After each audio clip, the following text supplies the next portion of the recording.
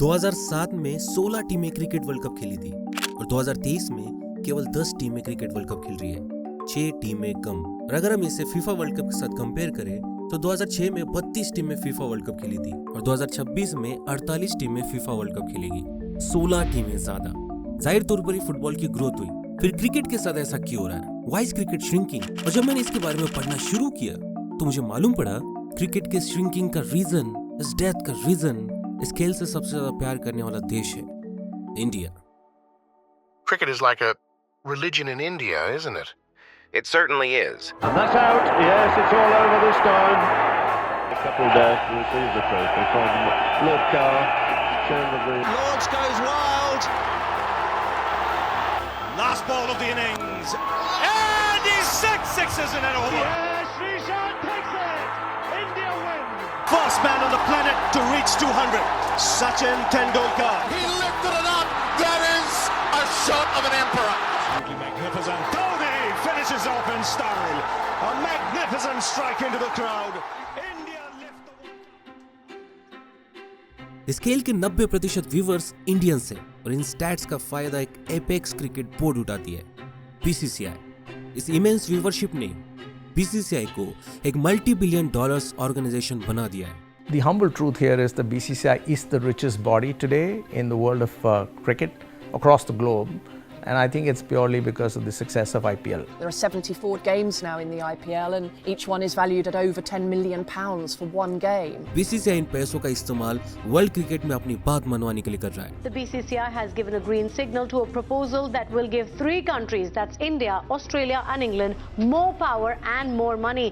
But 30 years ago, this was not the case. 30 सालों पहले तक बीसीसीआई के पास अपने वर्ल्ड कप विनिंग टीम को बख्शीश देने तक के लिए पैसे नहीं थे। 30 सालों पहले तक Indian cricket team world cricket में one of the weakest team थी। 30 सालों पहले तक इंग्लैंड का इस खेल पर राज था, लेकिन एक इवेंट ने क्रिकेट का भविष्य बदल दिया।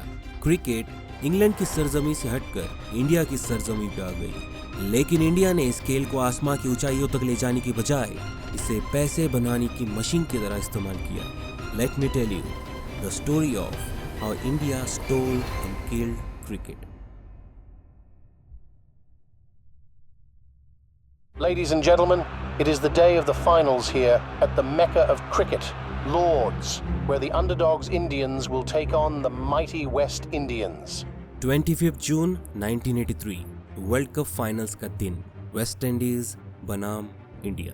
पिछले दोनों खेले गए वर्ल्ड कप्स वेस्ट इंडीज ने जीते थे और अपना तीसरा वर्ल्ड कप जीतने के लिए वो फिर एक बार फाइनल्स में खड़ा था और सामने खड़ा था the underdogs India.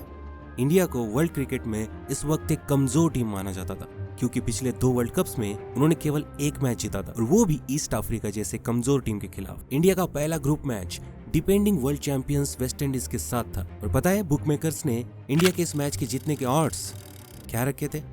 66-1। Can you believe that? लेकिन ये टीम अलग थी, फैशनेट थी। India won this match against all the odds. Not only this match, India ने अपने ग्रुप पिक्चर्स के ज्यादातर मैचेस जीतकर इतिहास रच दिया। होस्ट कंट्री इंग्लैंड को हराकर इंडिया फाइनल्स में पहुंच गया। सारी दुनिया अचंभे में थी, स्पेशली इंडियंस। 25 जून को होने वाले फाइनल्स को हर हिंदुस्तानी देखना चाहता था। इस फाइनल्स के टिकट्स पाने के लिए लोग हाथ पैर मारने लगे। फाइनल्स के 2 दिन पहले उस वक्त के बीसीसीआई प्रेसिडेंट एनकेपी साल्वे जी को एक बड़े इंडियन मिनिस्टर का फोन आया। साल्वे साहब, मुबारक हो, इंडिया फाइनल में पहुंच गई। जी धन्यवाद। कहिए, हम आपकी क्या सेवा कर सकते हैं? इंडिया को अपनी आंखों से फाइनल में जीतते हुए देखना चाहते हैं, लेकिन टिकट नहीं मिल रही। फाइनल की 2 टिकट मिल जाते तो मजा आ जाता। जी बिल्कुल, हमारी टीम फाइनल में है। हमें एक्स्ट्रा टिकट नहीं मिलेंगे तो किसे मिलेंगे? फोन रख के साल्वे जी इंग्लिश ऑर्गेनाइजर से फाइनल्स के 2 एक्स्ट्रा टिकट्स मांगने गए। Can I get 2 extra tickets for finals, please? लेकिन पता है उन्हें क्या कहा गया? I beg your pardon, sir, but we have already given you your tickets. We can't provide you more tickets. BCCI president को 2 एक्स्ट्रा टिकट्स नहीं दिए गए। जस्ट इमेजिन कितना बड़ा अपमान था ये। लेकिन साल्वे जी भी क्या कर सकते थे? अंग्रेजों का राज था इस खेल पे। खेल उन्होंने ही तो इजाद किया। अंग्रेजों ने इस खेल के रूल्स लिखे, कॉन्स्टिट्यूशन लिखा, इस खेल को अपने सारे कॉलोनीज में फैलाया। नेटिव्स ने भी इस खेल में दिलचस्पी ली क्योंकि खेल कॉम्पिटिटिव था। अंग्रेजों ने इस खेल को ग्रो करने के लिए वर्ल्ड कप बनाया और जब 1975 के वर्ल्ड कप ने फाइनेंशियली अच्छा परफॉर्म किया तो अगले 4 साल बाद इंग्लैंड ने फिर वर्ल्ड कप को होस्ट किया एंड अगेन 1983 में उन्होंने वर्ल्ड कप को होस्ट किया। इंग्लैंड ही वर्ल्ड कप को होस्ट करती थी क्योंकि वे ही ये वर्ल्ड कप होस्ट कर सकते थे, लेकिन इन वर्ल्ड कप्स को होस्ट करके वे अपनी क्रिकेटिंग पावर का जोर पूरी दुनिया में चलाते थे। क्रिकेट अंग्रेजों की जागीर थी, साल्वे साहब ये जानते थे, लेकिन मन ही मन उन्होंने सोचा अगर इंडिया फाइनल्स में वेस्ट इंडीज को हराता है तो अगला वर्ल्ड कप इंडिया होस्ट करेगा। अंग्रेजों को दिखा देंगे कि हम भी वर्ल्ड कप होस्ट कर सकते हैं। लेकिन क्या फाइनल्स जितना आसान था? खुद इंडियन टीम को विश्वास नहीं था कि वे यहाँ तक पहुंच जाएंगे। पता है, विजडम स्पोर्ट्स मैगजीन के चीफ एडिटर डेविड प्रीत ने वर्ल्ड कप के पहले अपने आर्टिकल में फेमसली लिखा था, इंडिया जैसी कमजोर टीम को इस टूर्नामेंट में नहीं खेलना चाहिए अगर उनमें इंप्रूवमेंट नहीं हुई है तो। और अगर इंडिया जैसी टीम वर्ल्ड कप जीतती है तो मैं अपने इस आर्टिकल में लिखे शब्दों को खा लूंगा। I will eat my words. And guess what? India ने 25 जून 1983 को लॉर्ड्स के मैदान में the mighty West Indian team को हराकर वर्ल्ड कप अपने नाम कर लिया। The entire world was in shock and David Frith ने अपना वादा पूरा किया। Literally ate his words. उन्होंने अपने शब्द खा लिए। What a man. इस ऐतिहासिक जीत ने एनकेबी साल्वे जी को आत्मविश्वास से भर दिया। अब वक्त था अंग्रेजों से उनका खेल चुराने का। एनकेबी जी ने शुरू में एशियन टीम्स यानी श्रीलंका और पाकिस्तान क्रिकेट बोर्ड्स को अपनी ओर किया। उन्होंने एशियन क्रिकेट कमेटी बनाई जिस पर आईसीसी का कोई असर नहीं था और 1984 में उन्होंने एशियन टीम्स के बीच में एक टूर्नामेंट अरेंज की, एशिया कप। इस साल्वे जी का अंग्रेजों को बताने का तरीका था, we can also do it. लेकिन वर्ल्ड कप को होस्ट करने के लिए बीसीसीआई के पास पैसे नहीं थे, तो सबसे पहले उन्होंने पाकिस्तान को अप्रोच किया कि हम दोनों साथ में ये वर्ल्ड कप होस्ट करते। और उसके बाद साल्वे जी ने इंदिरा गांधी की मदद से अंबानी जी से संपर्क साधा और अंबानी जी भी वर्ल्ड कप को स्पॉन्सर करने के लिए तैयार हो गए। जब पैसों की टेंशन खत्म हो गई तो साल्वे जी ने अगले आईसीसी मीटिंग के दौरान सबके सामने प्रपोजल रखा। I propose India and Pakistan should host the next World Cup. ये सुन के इंग्लिश क्रिकेट बोर्ड अंगारों पे लौटने लगी, गुस्सा होने लगी। What? Is this a joke? Do you even know how to host a World Cup? You need infrastructure, you need money, you need experience. Do you even have guarantee money? Let me tell you, इसके पहले ऐसा कोई rule नहीं था कि हर 4 साल बाद कोई नया देश वर्ल्ड कप को होस्ट करेगा। सबको यही लगता था कि हर 4 साल बाद इंग्लैंड ही वर्ल्ड कप होस्ट करेगी क्योंकि वर्ल्ड कप उन्होंने ही बनाया था। लेकिन एनकेपी साल्वे जी ने रोटेशन पॉलिसी को सबके सामने रखा। Actually, I propose rotational policy. According to this policy, a new nation will host a World Cup after every 4 years. ये सुन के ऑस्ट्रेलिया और न्यूजीलैंड जैसे टीम्स भी बीसीसीआई से सहमति भरने लगे और जब वोटिंग हुई तो 1987 के वर्ल्ड कप की होस्टिंग इंडिया और पाकिस्तान को मिली।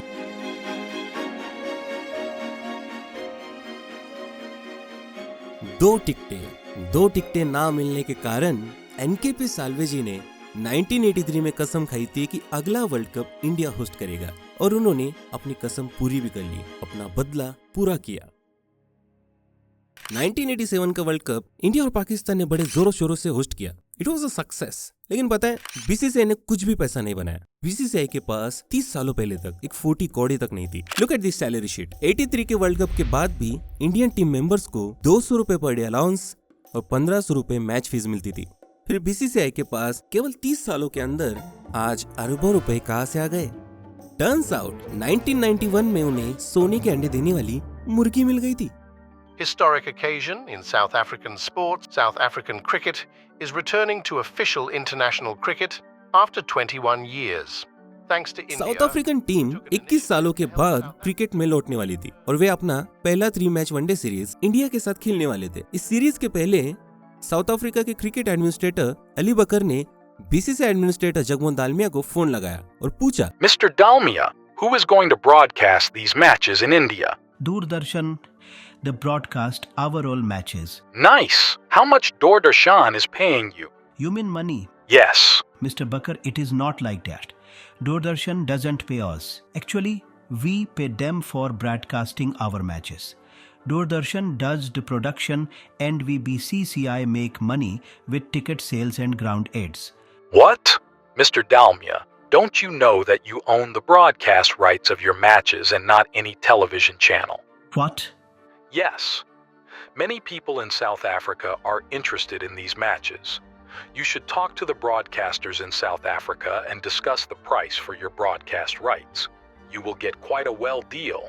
ये बात सुन के दालमिया जी की आंखें चमक उठी। बीसीसीआई ने उस सीरीज के broadcast rights south Africa state television channel को लगभग $2 लाख में बेचे। जस्ट इमेजिन, कुछ सालों पहले बीसीसीआई के पास अपने प्लेयर्स को मैच फीस देने तक के लिए पैसे नहीं थे, and now they had this golden goose, television rights. और जब उसी साल मनमोहन सिंह ने इंडिया का मार्केट खोल दिया, ग्लोबलाइजेशन, फॉरेन कंपनीज इंडिया में इन्वेस्ट करने लगी, इंडिया में पैसा आने लगा। एट द सेम टाइम ये फॉरेन कंपनीज इंडिया में अपने प्रोडक्ट्स मार्केट करना चाहती थी, और क्रिकेट से ज्यादा इंडिया में और कुछ भी देखा नहीं जाता था।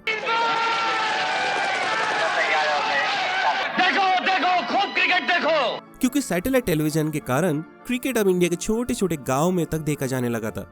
It was great for this companies and BCCI. 93 में बीसीसीआई ने इंग्लैंड टूर ऑफ इंडिया के ब्रॉडकास्ट राइट्स TWI नाम के ब्रॉडकास्टिंग कंपनी को $6 लाख में बेचे। On the same year hero cup के राइट्स TWI ने $5.5 लाख में खरीदे। दूरदर्शन, जो बीसीसीआई से एक मैच दिखाने के $5 लाख लेती थी, बीसीसीआई को 5 साल के ब्रॉडकास्ट राइट्स के लिए $54 मिलियन दिए। इन नो टाइम बीसीसीआई दुनिया की रिचेस्ट क्रिकेट बोर्ड बन गई। लेकिन पैसा आने के बाद चीजें बदल जाती हैं। याद है, अपने अपमान का बदला लेने के लिए एनकेबी साल्वेजी ने 87 का वर्ल्ड कप इंग्लैंड से चुराया था, और ये तय हुआ था कि रोटेशन पॉलिसी के अनुसार 1996 का वर्ल्ड कप इंग्लैंड होस्ट करेगी। लेकिन 96 में मार्क मैस्करेनस नाम के एक ब्रॉडकास्टर ने बीसीसीआई को एक ऑफर रख दी, अगर इंडिया ये वर्ल्ड कप होस्ट करता है तो मैं आपको ब्रॉडकास्टिंग के $14 मिलियन दे सकता हूँ। BCCI like this offer. उन्होंने लिटरली एसोसिएट्स को इंग्लैंड से ज्यादा गारंटी मनी का ऑफर रख दिया और 1996 वर्ल्ड कप की होस्टिंग पाली। इजी पीजी, नो मॉरल्स, केवल पैसा। लेकिन जब 96 के वर्ल्ड कप में ऑस्ट्रेलिया और वेस्ट इंडीज ने अपने मैच श्रीलंका में खेलने से मना कर दिया, तो बीसीसीआई के एडमिन दालमेजी ने सोचा कि अब आईसीसी का अगला चेयरमैन किसी एशियन को बनना चाहिए। लेकिन पता है, हमेशा इंग्लिश क्रिकेट बोर्ड का प्रेसिडेंट ही आईसीसी का चेयरमैन बनता था। अंग्रेज आईसीसी को चलाते थे, लेकिन जब एशियन टीम्स का इन्फ्लुएंस बढ़ा तो आईसीसी चेयरमैनशिप के लिए इलेक्शंस होने लगे। क्लाइड वॉलकॉट, जो वेस्ट इंडीज क्रिकेट बोर्ड का कैंडिडेट था, वे आईसीसी के पहले नॉन ब्रिटिश चेयरमैन चुने गए। लेकिन वॉलकॉट इंग्लिश क्रिकेट बोर्ड का वफादार था। 1997 में जगमोहन दालमिया ने इन इलेक्शंस में हिस्सा लिया and he won. But how? Dalmiya ji को एक चीज पता थी, आईसीसी के most of the full time members England के पसंदीदा कैंडिडेट को वोट करेंगे। तो दालमिया जी ने एक तरकीब लगाई। पता है, इन इलेक्शंस के वक्त एसोसिएट टीम्स को भी एक एक वोट डालने का अधिकार था, लेकिन इन एसोसिएट नेशंस के रिप्रेजेंटेटिव्स के पास लंदन में इस इलेक्शंस के लिए मौजूद रहने के लिए पैसे नहीं होते थे। तो दालमिया जी ने इन एसोसिएट नेशंस के रिप्रेजेंटेटिव्स के टिकट्स खरीदे, लंदन में उनके लिए होटल्स बुक किए, इवन इलेक्शंस के एक रात पहले डिनर पार्टी तक रखी। और जब इलेक्शंस हुए तो इन एसोसिएट्स ने दालमिया जी को वोट दिया and he won. Now world cricket पर अब एक हिंदुस्तानी का राज था, एक इंडियन का। सुनकर बड़ा नाज होता है, सीना चौड़ा हो जाता है। लेकिन पता है, क्रिकेट अंग्रेजों के हाथों में ही ठीक थी। हम इंडियंस ने इस खेल को बर्बाद कर दिया। Welcome back, folks. This the second test match between India and South Africa here at Port Elizabeth. Port Elizabeth Test 2001 India versus south Africa. ये 3 मैच टेस्ट सीरीज का दूसरा टेस्ट मैच था। मैच ड्रॉ हुआ, लेकिन इस match के बाद match referee mic Dennis ने 6 इंडियन प्लेयर्स पर सस्पेंशन लगाया तो क्रिकेट की दुनिया में तहलका मच गया। खिलाड़ियों पर एक्सेसिव अपीलिंग करने के लिए एक टेस्ट बैन लगाया गया था, including captain Sourav Ganguly. Dinesh fined and suspended 6 Indian players for their actions during the match.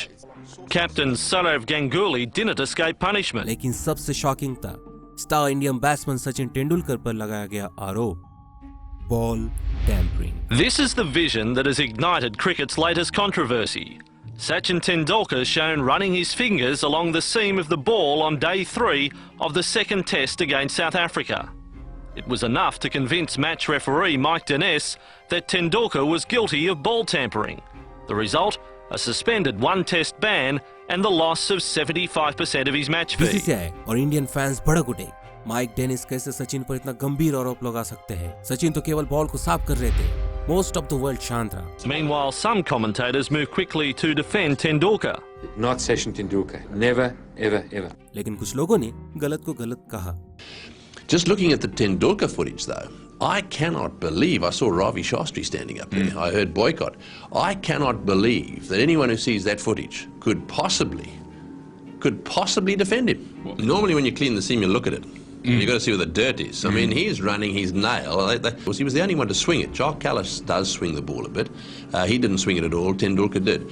Guilty as can be of manipulating the ball, in my view. And in War's mind, a suspended sentence isn't enough. It's more a warning than a penalty. It's unless you get a ban, it's not really a penalty. It's I guess it's a smear on your reputation, which is pretty severe. But there's a ball there and there's a bat, and that's a contest. And if you alter either of those, you shouldn't be playing. लेकिन this was BCCI, rich BCCI.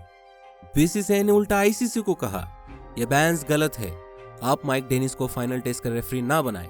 ICC ने BCCI की उस वक्त नहीं सुनी, लेकिन south Africa cricket board ने सुन ली. ICC के बिना इंडिया और साउथ अफ्रीका ने अगला टेस्ट खेला, जिसे आईसीसी ने अनऑफिशियल टेस्ट करार किया. Well, it won't be officially recognised either in terms of countries' records or players' records. There won't be Test Match Championship points awarded. पता है साउथ अफ्रीका ने बीसीसीआई की क्यों सुनी थी? क्योंकि बीसीसीआई ने साउथ अफ्रीका क्रिकेट बोर्ड को धमकी दी थी कि अगला मैच नहीं खेलोगे तो तुम्हें तुम्हारे ब्रॉडकास्ट राइट्स के पैसे नहीं मिलेंगे. First of all, India reminded South Africa that they were going to lose 8 million rand if they didn't play the match and if this wasn't a test match. And then the Indian government was called in and they talked to the South African government, who then issued instructions to the players, and that's why you've got in that Sean Pollock thing the statement the players were not consulted. This was the start of the bullying BCCI started. ये bullying BCCI पैसों के दम पर करती है, and with IPL BCCI became immense. Welcome to the Vivo Indian Premier League.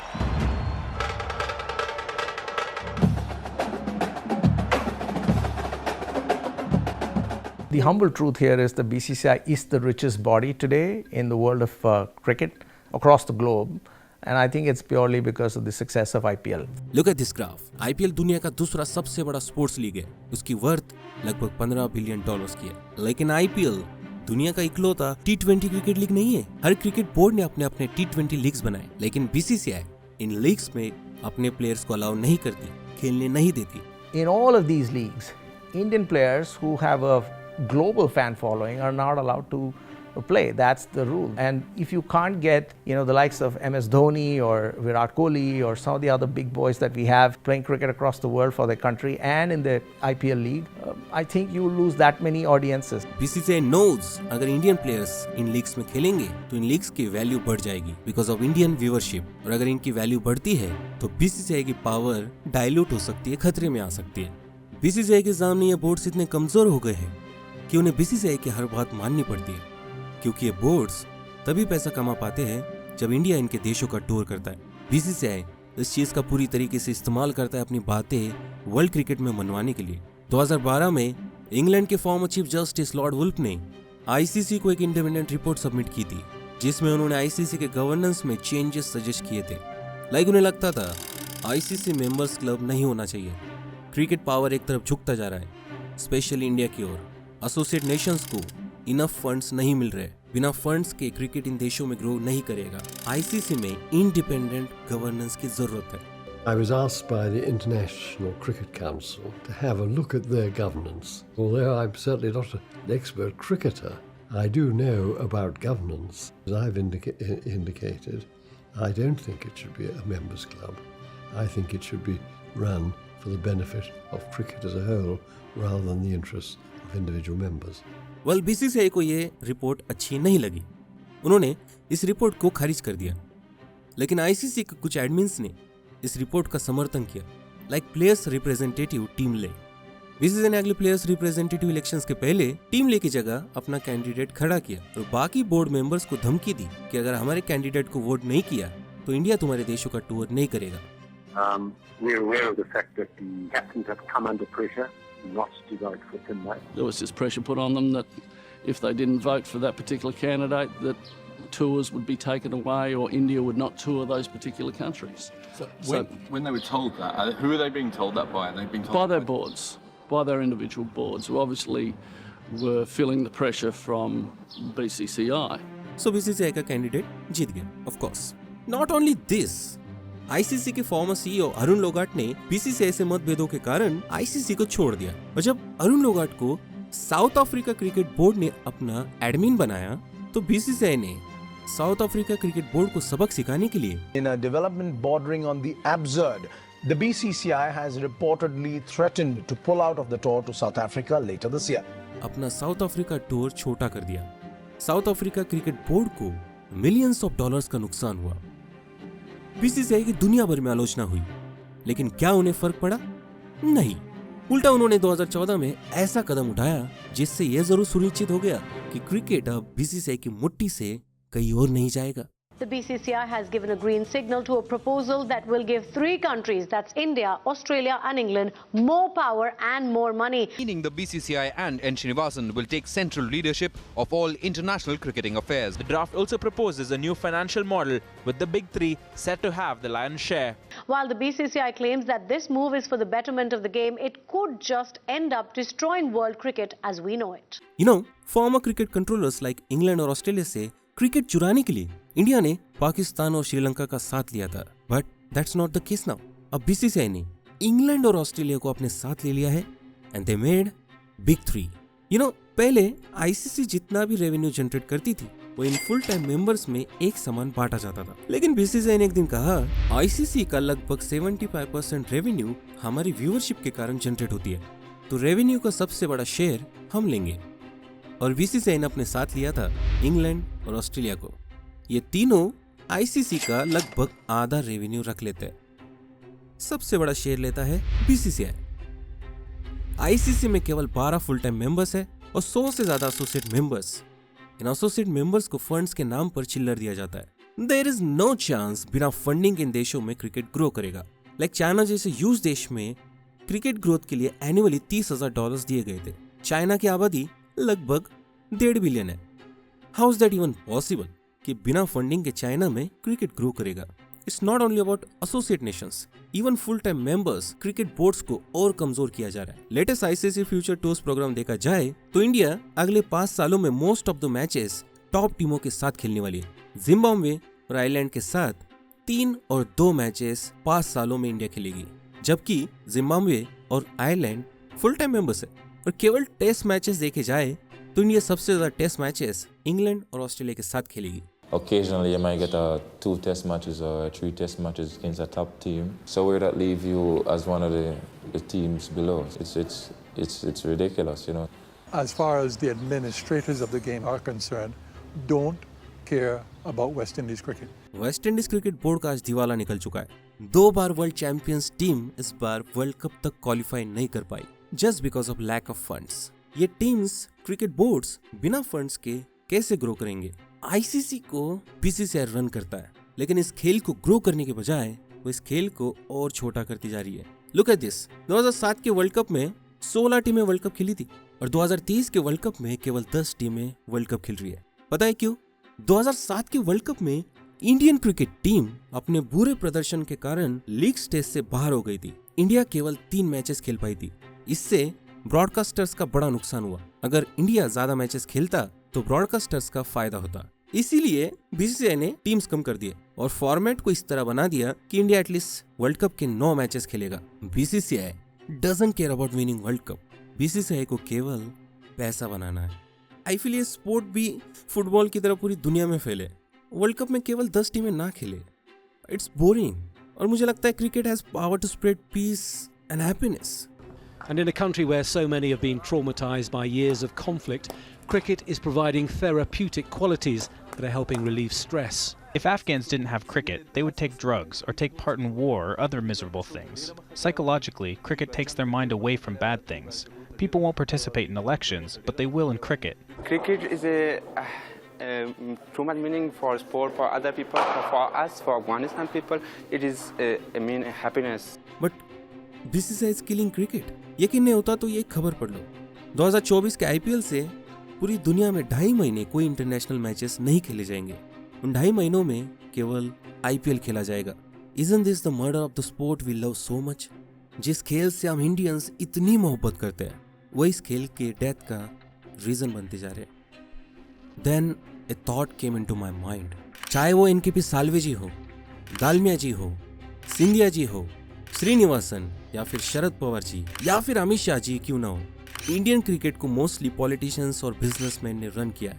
आज की बात करें तो most of the state cricket boards के प्रेसिडेंट्स पॉलिटिशियंस हैं। अरुण जेटली जो खुद एक पॉलिटिशियन थे, आज उनकी जगह उनका लड़का दिल्ली क्रिकेट एसोसिएशन का प्रेसिडेंट है। राजस्थान के सीएम अशोक गहलोत का बेटा वैभव गहलोत राजस्थान क्रिकेट एसोसिएशन का प्रेसिडेंट है। शरद पवार का grand nephew Maharashtra cricket board का प्रेसिडेंट है। Anurag Thakur BJP politician Himachal Pradesh cricket association के प्रेसिडेंट रह चुके। वहां से वे बीसीसीआई के प्रेसिडेंट बने और आज उनका भाई एचपीसीए का प्रेसिडेंट है। अशोक सिगामनी तमिलनाडु क्रिकेट एसोसिएशन का प्रेसिडेंट है और मिनिस्टर का लड़का है। Madhya Pradesh cricket association Jyotiraditya Scindia is the president. इसके पहले उनके पिता माधव राव जी बीसीसीआई के प्रेसिडेंट थे। नेपोटिज्म भी यहाँ बहुत चलता है। Former BCCI treasurer Chirayu Amin का बेटा प्रणव अमीन बड़ौदा सीए का प्रेसिडेंट है। सौरव गांगुली का भाई क्रिकेट एसोसिएशन बंगाल का प्रेसिडेंट है। और सबसे मजा वाला एग्जांपल यह है कि गुजरात क्रिकेट एसोसिएशन के प्रेसिडेंट नरेंद्र मोदी थे। 2014 में पीएम बनने के बाद वे पद उन्होंने अमित शाह को दे दिया। राजा अमित शाह का बेटा जय शाह बीसीसीआई का सेक्रेटरी है। और ये तो सिर्फ मैं कुछ क्रिकेट एसोसिएशन और केवल प्रेसिडेंट पद की बात कर रहा हूँ, ऐसे एग्जाम्पल्स बहुत है।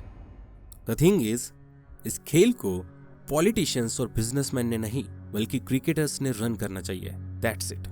मैं क्रिकेट का बहुत बड़ा फैन हूँ, लाइक एनी अदर इंडियन, लेकिन मुझे ये चीज गवारा नहीं कि इस खेल के ग्रोथ को एक प्राइवेट ऑर्गेनाइजेशन कंट्रोल कर रही है। It's so sad.